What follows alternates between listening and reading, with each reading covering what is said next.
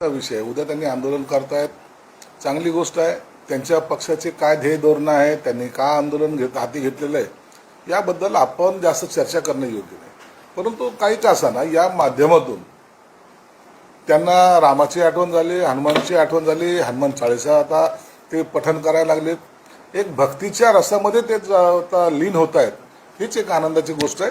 म्हणून आमच्या त्यांना शुभेच्छा आहेत. नवनीत राणा अमरावतीमध्ये ते आरती करतायत. याच नवनीत राणांनी हनुमान चालीसा म्हटली होती आणि त्याच्यानंतर त्यांना अटक करण्यात आली होती. याच्या आठवणी आता जागे करून दिल्या जातात. तसंच होईल ना. नवनीत राणा दाम्पत्याने मुंबईला आरती करायचा प्रयत्न केला, सत्ता होती आपल्याकडे, ताकद होती, त्यांना तातडीने अटक केलं, 13 दिवस जेलमध्ये ठेवलं.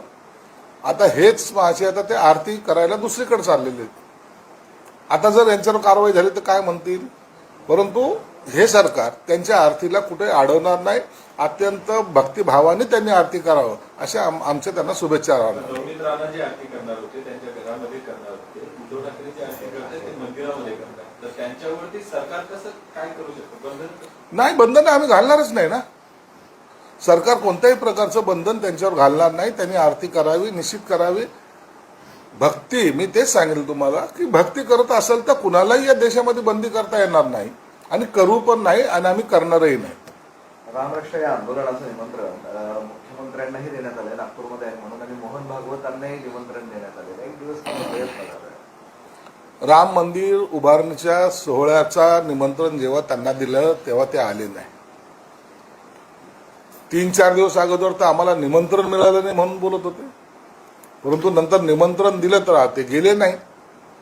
म्हणून त्यांच्या निमंत्रणाचा स्वीकार इतरांनी करावाच असं त्यांनाही सुद्धा आग्रह धरू नये.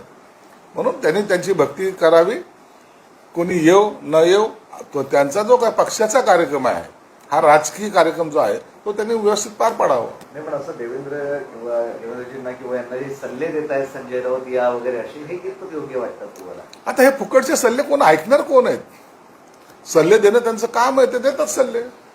आणि ह्या सल्ल्यामुळेच उद्धव साहेबांना आज नागपूरला जावं लागलं. तिथं जाऊन ते काय मिळवणार आहे ते घरी गेल्यानंतर संध्याकाळी विचार करतील. वर्षा बांगल्याच्या बैठकीनंतर एकनाथ शिंदेसोबत जयंत पाटलांची तासभर चर्चा झाली. अर्थ खात्याबाबत चर्चा झाल्याचं बोललं जात आहे. असं नाहीये. जयंत पाटील हे त्या पक्षाचे ज्येष्ठ नेते आहेत. निश्चित वर्षावर चर्चा झाली. त्यात काय राजकीय घडामोडी काय घडतायत की काय, किंवा एकनाथ शिंदे साहेबांवर बोलताना काय राजकीय चर्चा केली की काय, याचं कोणतीही माहिती जोपर्यंत मुख्यमंत्री, उपमुख्यमंत्री किंवा जयंत पाटील देत नाही तोपर्यंत त्यातली सत्यता इतर काही गोष्टीवर आपण मानू नये. त्यांचं स्टेटमेंट आल्यानंतरच खरं काय काय घडामोडी घडल्या हे कळेल. म्हणून ह्या चर्चा आता सध्याच्या घडीला या अनेक पक्षाशी चालू आहेत. पण जयंत पाटलांच्या पाठोपाठ पार्थ पवारही पोहोचले त्यानंतर तिथे, म्हणजे ही भेट झाल्यानंतर, म्हणून त्यात जास्त उधार झाले. हो, होऊ शकतं ना. राजकारणामध्ये सगळं चेंजेस आता याची सुरुवात झालेली आहे. शरद पवार साहेब आता एनडीए बरोबर चर्चा करतात असं ऐकलंय. जयंत पाटील असेल, सुनील तटकरे असेल, ह्या वेगळ्या चर्चा करतात असं ऐकून आहे. म्हणून या चर्चेचा जो काही सारांश आहे किंवा याच्यातून जे काही निघणार आहे ते काही 2-4-8 दिवसामध्ये मला वाटतं बाहेर यायला काही हरकत नाही. आपणच भाकीत केलं होतं ना यांच्याबाबत, जयंत पाटलाबाबत. आता ते जवळ आलंय का ते पूर्ती होण्याचं? मी केलेले सर्व भाकीत आतापर्यंत खरे ठरलेले आहेत आणि म्हणून एक 8 दिवस थांबा. या भाकीताचा सुद्धा तुम्हाला एक अंदाज येईल. अनेक लोकांच्या ज्या काही भावना आहेत त्या भावनेचा शेवट या 8 दिवसामध्ये होईल असं मला वाटतं. शरद पवार पाटील कुठे प्रवेश करतील?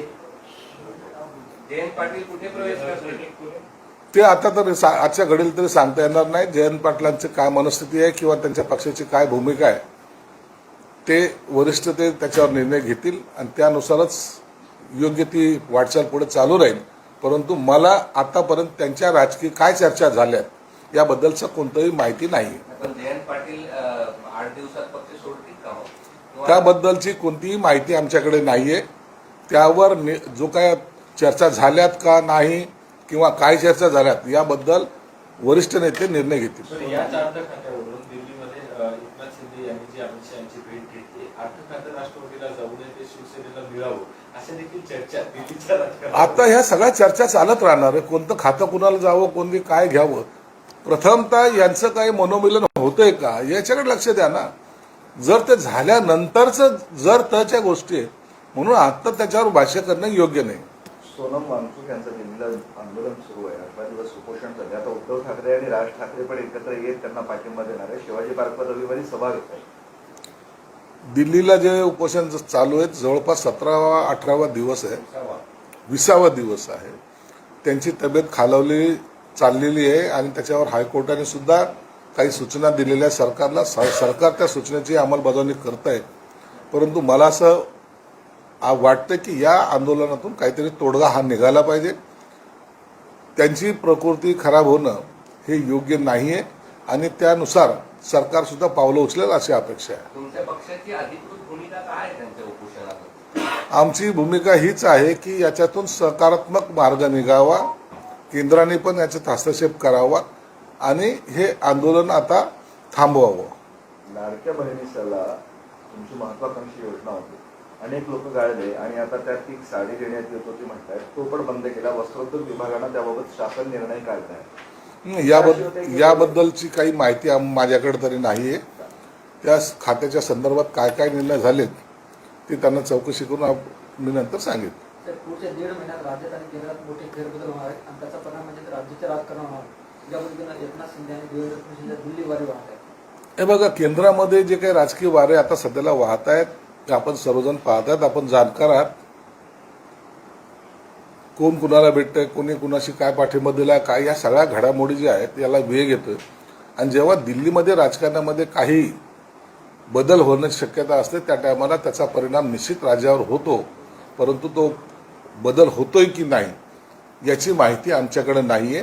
तेच वरिष्ठ नेते घेतीलच. बदलाच्याच अनुषंगानं एकनाथ शिंदे दिल्लीला जाणार होते. दौरा रद्द केला. ते घडलंय असं काही चर्चा आहे. आता कुणी गेलं म्हणतात, कुणी रद्द केलं म्हणतात. आणखी कन्फर्म माहिती माझ्याकडे नाही. तर आमदार रवी राणाने दावा केलाय येत्या 15 दिवसात दोन्ही राष्ट्रवादी एकत्र येणार. दिल्लीत ते सुप्रिया सुळे बघणार आणि राज्यात सुमित्रा पवार. त्या संदर्भात आमच्याकडे काही माहिती नाही. माजी आमदार धंगेकर आहे. त्यांच्यावर एका बिल्डरच्या आत्महत्येप्रमाणे गुन्हा दाखल झालेला आहे. काही नगरसेवक पण आहेत तुमचे. ते स्वतः धंगेकर, त्यांच्या पत्नी असं सगळे अटक होऊ शकण्याचीही शक्यता आहे. नाही, तिथं काय प्रकार घडलाय पोलीस त्याचा तपास करतायत आणि त्याच्यामध्ये जो कोणी आरोपी असेल निश्चित पोलीस त्यांच्यावर कारवाई करतात. अशाच विचारतो, जुलैच्या 15 आपला सगळा मराठवाडा कोरडाच राहिलेला आहे. अत्यंत भीषण परिस्थिती मराठवाड्यामध्ये आहे. त्याचप्रमाणे विदर्भामध्ये सुद्धा आहे.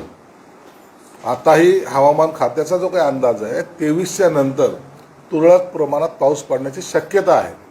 म्हणजे दाट पाऊस कुठेही पडणार नाही असं हवामान खात्याने जे काही वर्तवलेलं आहे ते कॅबिनेटमध्ये त्याच्यावर चर्चा झालेली. म्हणून भविष्यामध्ये मराठवाड्यामध्ये भीषण दुष्काळ पडण्याची शक्यता आहे. सरकारने आतापासूनच त्याच्यावर उपाययोजना हे केल्या पाहिजेत आणि त्या पद्धतीने सूचना मुख्यमंत्र्यांनी सर्वांना दिलेल्या आहेत. लोकल प्रश्न आहे. तुमचे 9 निवडून आले होते जिल्हा मध्यवर्ती बँकेत. भाजपचे 6 आले होते. आता त्यांनी 3 आयात केलेले आहेत. अध्यक्षपदावर ते दावा करतायत आणि शिवसेनेचाही दावा होता. काय निर्णय होणार? नाही, आता महायुतीमध्ये लढलेलो आम्ही. एक लक्षात घ्या की जेव्हा महायुती म्हणून लढलेलो आहे आणि 100% जवळपास आम्ही तिथं रिझल्ट घेतलेला आहे. त्यात शिवसेनेचे 9 आहेत, भाजपचे 7 आहेत, राष्ट्रवादीचे 2 आहेत. म्हणून आमचा चेअरमन जरूर बरेल. परंतु जर संख्याबळ पाहता शिवसेनेला चेअरमनशिप मिळालं पाहिजे ही रास्त भावना आणि योग्य भावना ही आम्ही मुख्यमंत्र्याच्याही कानी टाकलेली आहे आणि स्थानिक लोकांनाही माहिती आहे की सेनेलाच चेअरमन पद हे मिळालं पाहिजे. तुम्ही चेअरमन होणार? नाही, मी चेअरमन होणार नाही. यासाठी ते स्वतः आत्मसावी त्याची माहिती नाही, ते त्यांचं काय इच्छा आहे मला माहित नाही. परंतु मी कोणत्याही चेअरमनशिपचं पद मी घेणार नाही. सामाजिक न्याय विभागाच्या महाराष्ट्रातील 6 अनुदान वसतिगृह बोगस आढळून आले. ते माहितीसमोर येते. त्यामध्ये 4 वर्षात केले जवळपास 1,62,00,000 रुपयाचा निधी लागले. तो काय चावाला आलेला 22 सामाजिक न्याय ऑफिसमध्ये तक्रार करायला गेले. तिथं त्या संस्थाचालकांनी त्यांना मारहाण केली. गुन्हाही दाखल झालाय. पण ही या पद्धतीची सगळी आज त्यांच्यावर कारवाई केली जाईल. आयुक्ताला मी तसे निर्देश दिलेले. पेपरच्या बातमीनुसार मी ताबडतोब आयुक्ताला निर्देश दिले. आजच्या आज त्यांच्यावर कारवाई होईल. तर हिंदी अरे हे लय त्रास आहे. शॉर्टकट ले भैया, नहीं तो इनके सर कितने बड़े लंबे चौड़े नहीं, बन खाली 3 ही है सर। सर, राम मंदिर में जो भ्रष्टाचार हुआ है उसके लिए उसके तहत जो है आज उद्धव ठाकरे नागपुर में राम रक्षा प्रोग्राम लेने वाले हैं, उसमें आरती करने वाले हैं। देखो, राम मंदिर में जो भ्रष्टाचार हुआ है या तो चोरी हुई, उसका समर्थन ना किसी ने किया है ना करेंगे। लेकिन इसके बारे में उबाठा के नेता जो आंदोलन कर रहे हैं वो उनका हक बनता है, उन्होंने वो आंदोलन करे तो उसको कोई हमारी कोई रोक भी नहीं, ना हम उनको कोई सुझाव भी देंगे। इसलिए उनके तरीके से वो पार्टी बोल के वो आंदोलन कर रहे हैं तो वो करें, हमारी उनको शुभेच्छा है। पिछले 19 दिन से सोनम वांगचुक को स्ट्राइक पे आपके पक्ष की भूमिका क्या है? देखो, सोनम जी वो जो उपोषण पर बैठे हैं उनकी हालत अभी खस्ता होते जा रही है। हाईकोर्ट ने भी उनकी जान को कुछ खतरा ना हो ऐसा सूचना उन्होंने सेंट्रल गवर्नमेंट को भी और स्टेट गवर्नमेंट को भी की है। हम भी चाहते हैं कि पार्टी की तरफ से कि ये आंदोलन अभी रुकना चाहिए, उनका उपोषण छुड़ाना चाहिए, वो देश के लिए हित में रहेगा। इसलिए हम भी केंद्र से विनती करेंगे कि ये आंदोलन को जो 20वां दिन चल रहा है आज, उनको उनका जो निवेदन है तो उनकी जो मांगे वो देख के ये आंदोलन किसी भी तरह वो रुकना चाहिए और उनकी जान बचना चाहिए। वंदे मातरम का अपमान या गायन में बाधा डालने वालों पर सजा का प्रावधान के लिए सरकार बिल पेश करने वाली है। वंदे मातरम पे अगर प्रावधान करने से बिल जो पेश करने वाली है वो कोई गलत नहीं है ना। जो देश में रहता है वो अगर उसके खिलाफ में कुछ अगर स्टेटमेंट देता है तो उनके ऊपर कार्रवाई होना चाहिए। ये इसके लिए ये बिल को भी हमारा पाठिंबा रहेगा। डिलिमिटेशन बिल के लिए सरकार पिछले अप्रैल में 293 उनके पास वोट थे, लेकिन इस 3 महीने के अंदर जो है तृणमूल कांग्रेस के 20, यूपीटी के 6 और आने वाले दिनों में डीएम के 22, एनसीपी के 8, अपक्ष 1, ऐसे 354 तक जा रहे हैं। 360 चाहिए, तो कहीं ना कहीं इंडिया अलायंस का डिलिमिटेशन होते दिख रहा है। इंडिया अलायंस अभी बची नहीं है। इंडिया अलायंस के बहुत सारे सदस्य एक तो पार्टी छोड़ दी है उन्होंने, या तो इंडिया एनडीए में मर्ज हो गए। इसलिए अभी डिलिमिटेशन का जो बिल आने वाला है उसको सबका पाठिंबा रहेगा और ये बिल ये अधिवेशन में पारित होगा। महापौरांनी मुख्यमंत्र्यांची भेट घेतली समांतर चलवाणी संदर्भात त्याविषयी कोर्टाने नाराजी व्यक्त केलेली आहे की हे कोर्ट असताना तुम्ही तिथे जाऊन राजकीय हस्तक्षेप नको करू. हे बघा, कोर्टाचा निर्णय हा वेगळा आहे आणि महापौरांचा अधिकार वेगळा आहे। उद्या मुख्यमंत्र्यांनी कोणत्याच गोष्टीमध्ये बैठक घेऊ नये असा कोणताही कायदा सांगत नाही आणि असा कोणताही आदेश कोणी कोणाला देऊ शकत नाही। हायकोर्टाने मॉनिटरिंग करणं हा विषय वेगळा आहे, परंतु महापौरांची सुद्धा एक जबाबदारी आहे। ते संवैधानिक पद आहे, मुख्यमंत्रीचं पद आहे, संवैधानिक आहे। आणि मग अशा वेळेला एखाद्या विषयावर गांभीर्याने चर्चा करणे किंवा बैठक घेणे हा त्यांचा अधिकार सुद्धा आहे। म्हणून त्याच्यावर गदारोळ होण्यासारखं काही नाहीये आणि म्हणून मला वाटतं महापौरांनी योग्य तो पत्र दिलं होतं। बैठक झाली होती पाण्यासंदर्भामध्ये, काय काय समजलं? बैठक झाली होती, बैठकीमध्ये सगळा आढावा घेण्यात आला। किती पाणी येतं, 200 MLD पाणी जर शहरात येत असेल तर पाण्याचा इतका गॅप कसा, हे कोणी विचारायला नको का? 53 टाक्या इथं बांधायच्या, त्यापैकी 9 टाक्या पूर्ण झालेल्या आहेत असं म्हणताय, मग बाकीच्या टाक्या काय 5 वर्षात होतील का? म्हणून ह्या सगळ्या गोष्टीचा स्टडी किंवा त्याच्यावर नियंत्रण हे अधिकाराचं असलं पाहिजे। म्हणून मुख्यमंत्र्यांनी 2 वरिष्ठ अधिकारी प्रधान सचिवाच्या लेवलच्या अधिकाऱ्याला इकडे या आठवड्यामध्ये भेट द्यायला सांगितलेली आहे आणि म्हणून मॉनिटरिंग करणं हे महत्त्वाचं काम आहे। अधिकारी जर IAS अधिकारी जर आले तर त्यांनी घेतलेल्या बाकीच्या सगळ्या आढावा याचा परिणाम निश्चितच कामकाजावर होतो आणि या शहराला लवकर पाणी मिळण्यासाठी त्याचा फायदाही होईल। मुख्यमंत्री संतापलेले होते असं काय? मुख्यमंत्री काय सर्वच संतापलेले होते। आम्ही जनतेला दरवेळेला काय आश्वासन द्यायचं आणि ती तारीख पुढे जायची, हे कितपर्यंत चालणार आहे? हा तारीख पे तारीखचा जो खेळ आहे हा कुठेतरी थांबला पाहिजे, ही त्याच्यामागची भूमिका आहे। नाराजी व्यक्त केली या सगळ्यावर। कोर्ट कशावर नाराजी व्यक्त करतं का? सरकार चालवायचं नाही का?